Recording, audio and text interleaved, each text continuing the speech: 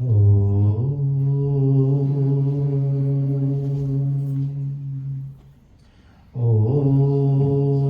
Akamadhira Amrita Swayambhu Rasena Tripta Nakuta Chana Una Tvameva Vidva Nabibhaya Mrityu Atmanam Dhiram Ajaram Yuvanam.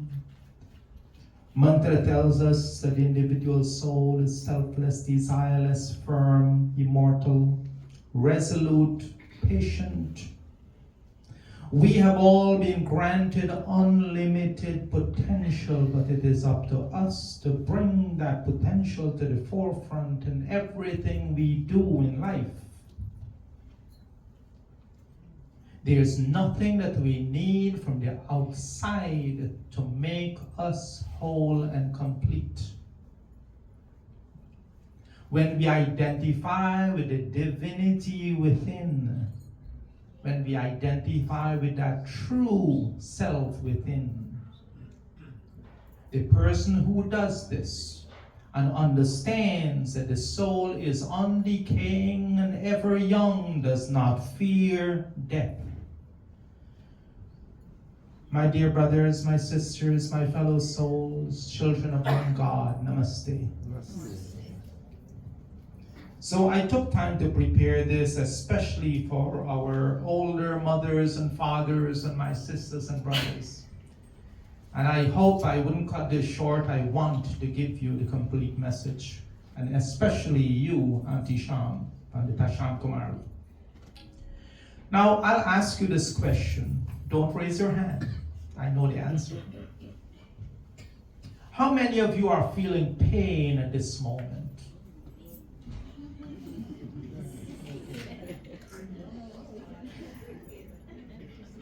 Yes, most of us have some kind of pain. Pain in your knees, pain in your hips, your shoulders, your back, all kind of pain. Now I'll ask you this other question. How many of you are suffering at this moment? It is not the same answer.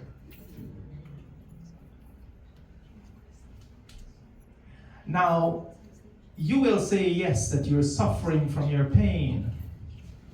But you see, you do not have to suffer because of your pains.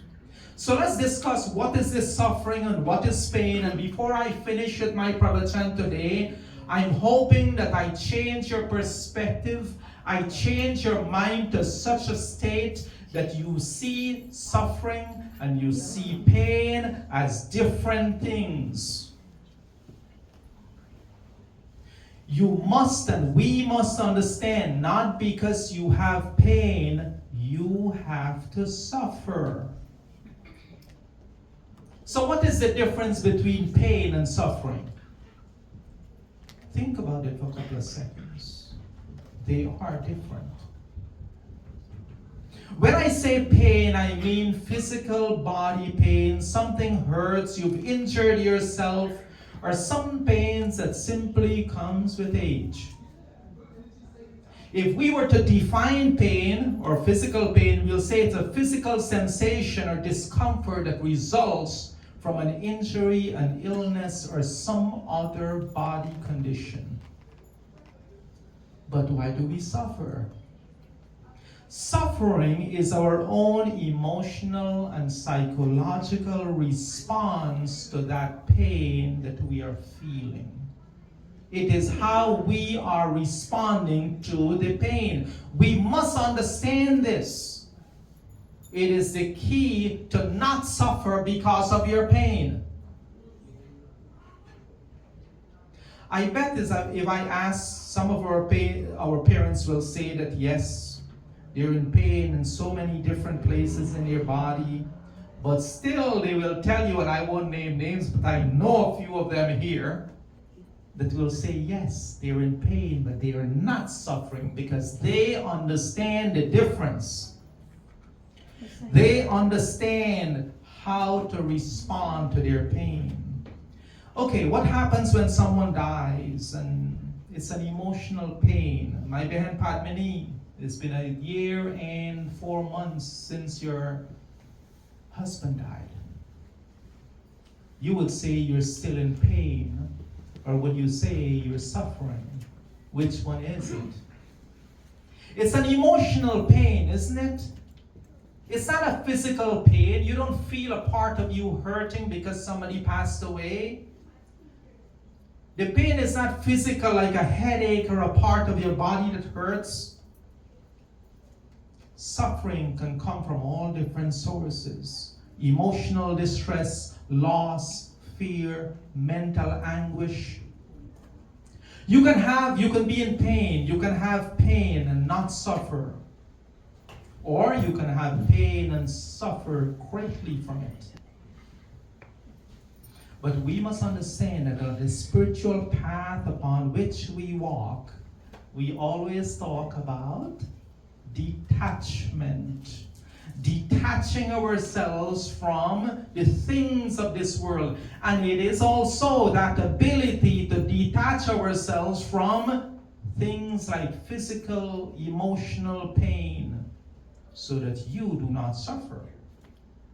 When we truly realize that we're simply the observer of the pain, when we understand that this body is not us, when we see this two as separate and unrelated, when we do that, we can at least minimize the suffering that pain brings. Now, and I'll say it, in Vedanta thinking, suffering is minimized and eventually not experienced through the realization of the true nature of Atman, self, and its oneness with Brahma, the ultimate reality. See, Jnana Yoga, the understanding of self, come through different applications of knowledge, if you will. The path of knowledge, Jnana Yoga, gaining self-knowledge and understanding by the non-dual nature of reality. I know it's deep, but this is where we need to go to understand the difference. Understanding of self comes through Bhakti Yoga, the path of devotion, developing a deep devotion and love for God and expressing that. That understanding of self comes through Karma Yoga, the path of action, where you do things selflessly without looking for the glory and posting it on Facebook and all of that stuff. And Dhyana Yoga, the path of meditation. And through these practices, when done properly, we can remove this ignorance. This ignorance I'm talking about, combining the two and seeing pain as suffering and suffering as pain. You see, avidya, ignorance, is considered the root of all suffering. And when we achieve that state of freedom from dukkha, suffering, we attain liberation in this life. In this life, you think about moksha, yes, the freedom from the cycles of birth and death. But moksha, for this life, moksha means freedom from suffering. Not freedom from pain.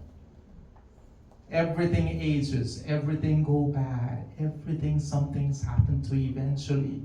But it doesn't have to mess with your mind.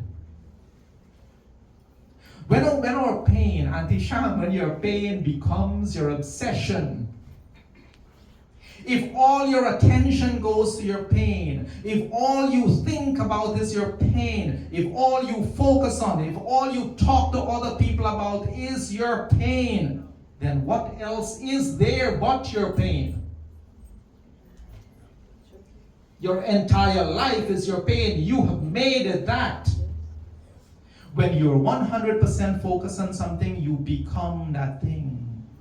Then it is difficult to deal with because all you feel, all you experience, everything, your entire being is pain. You become so connected to your pain that you can no longer enjoy life. So we cannot be obsessed with this pain. If you have to do something about it, you take your medication like Bhai Devanand was saying, you apply heat or cold or something like that. If you can do something to resolve the pain, you do it. But you can disconnect yourself. You don't have to be so connected to your pain that your entire being revolves only around your pain.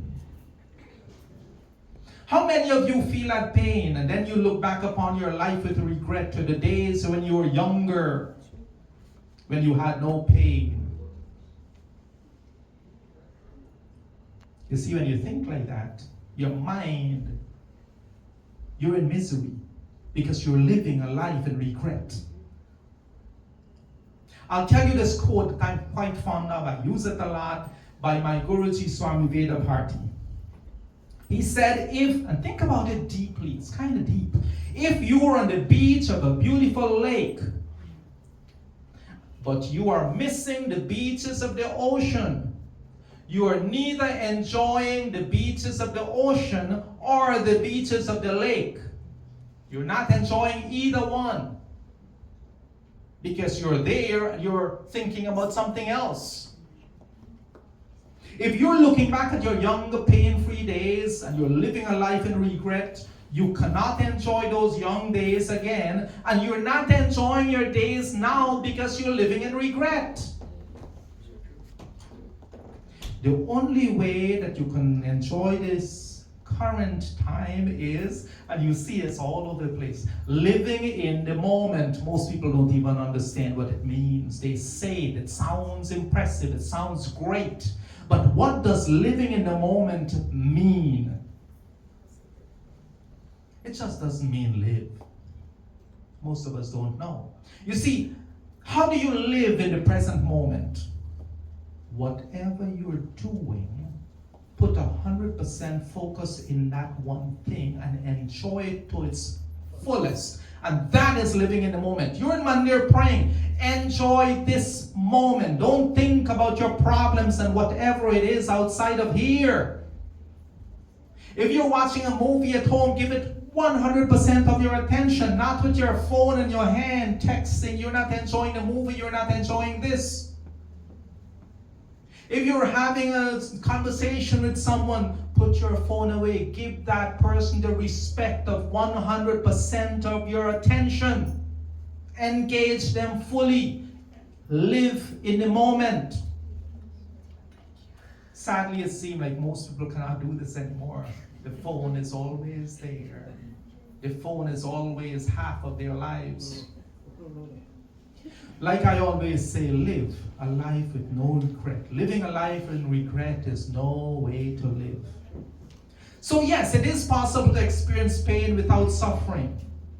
It is certainly not easy to get there, especially when it's chronic kind of pain.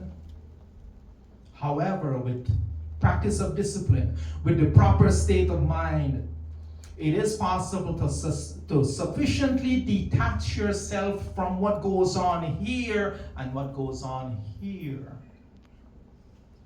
And when you do that, you can remain largely unaffected by the pains. When you're the observer, is when you really and truly understand that you are not this body, you're not this mind, you're not this ego. You see where I'm going here? Chitananda Rupa Shivoham Shivoham. First verse. Mano Buddhya Ahankara Chitaninaham Nacha Shrotra Jive Nacha Grana Netre न च व्योम भूमिर्न तेजो न वायुः चिदानन्दरूपः शिवोऽहं शिवोऽहं चिदानन्दरूपः शिवोऽहं शिवोऽहम्. I am not the mind, I'm not the buddhi, I'm not the intellect, I'm not the ego, I'm not the faculties of recollection. We did this in our last yachna, or the yachna before that at Mandir. I'm not the faculties of hearing, I'm not the sense of taste and the powers of smell and all of this. I am not the atmosphere, the bhumi, the earth, the fire. I am none of that. I am pure, blissful consciousness. That is what I am. I am not pain. When we realize this, that we are Ananda Swarupa, the very nature of supreme bliss, Chit Swarupa, we are the very nature of knowledge, we are peace, we are bliss. We are not pain. See, when we understand this, we will see that whatever we identify with becomes our source of suffering. Let me repeat that. Whatever you identify with becomes your source of suffering. If you identify yourself with your ego, then someone not asking you to speak or sing or feed your ego, you're insulted. You suffer from that. If you identify yourself with your emotions, you suffer from all your emotions you feel, dislike and hate and jealousy and anger and rage. And insults trigger you and you feel insulted and you suffer from that. If you identify yourself with your car, what happens? Any damage to your car and you're hurt, you're pain. So we must ask the question, who are you? What are you? How and what do you identify yourself with? Are you your hand? Are you your body? Are you those aching knees? Are you your car? Are you your house? If you can resolve that thinking, you will minimize the suffering in your life. If we cannot understand what and how the real you differ from the things in your life, how can we separate the two? In the Bhagavad Gita, Sri Krishna advises us that this can only be done with discipline and consistent practice. Raga dvesha vimuktaitu vishayan indriyacharan atma vasyai vidhyatma prasadam abhigachati. Prasadam. The person who controls his senses by discipline, practicing discipline, will achieve that prasadam, mercy from the God, from Lord, and become free from rag, attachment, dvesha, detachment. He will become one who is free from all of those things. So what does it take? Discipline. So when you go home today, think about that pain. Remember Chitananda Swarup Shivoham Shivoham, not me, this is not me. Detach. Think, don't let it overcome you and become 100% of everything you focus on. The person who practices that kind of self-control, that person who controls and becomes the master of their mind, that person, Sri Krishna says, achieves peace. Peace of mind. Peace of mind known by other words such as happiness. If you say you have peace of mind, you'll say you're happy. So today, as I come to a close, I'd like to make this mantra. I want to leave you with this mantra because it's such a succinct way of looking at things. Om Sarvesham Swasti Bhavatu Sarvesham Shanti Bhavatu Sarvesham Purnam Bhavatu Sarvesham Mangalam Bhavatu Om Sarve Bhavantu Sukhina Sarve Santu Niramaya Sarve Bhadrani Pashyantu Ma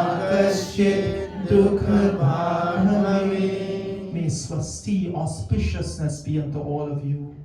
May Shanti, peace, peace of mind, peace of being, peace of heart becomes yours. May Purnam, fullness of all good things come your way, and may Mangalam, prosperity be yours. May all of you be Sukhina. May you be free from Niramaya, any form of disabilities, mental, physical, spiritual. And may you, when you deal with others, may you only look upon Bhadrani Pashyantu, only the good within each other, and may none of you suffer from dukkha or sorrow. So today, my fellow souls, I've told you a lot of how we can feel pain and yet be free from suffering. We have discussed the difference between pain and suffering at length. Now, I challenge all of you that you take heed, that you go home and you practice this. You take this is Vedic teaching, you take this to heart. And as I close today, I pray that somehow I've motivated you to practice this process of identification and of letting go, so despite your pain, that you can free yourself from your sufferings. My dear fellow souls, I thank all of you for being a kind, patient, and attentive audience. Om Purnamada Purnamidam Purnata Purnamudachyate Purnasya Purnamadaya Purnameva Vashishyate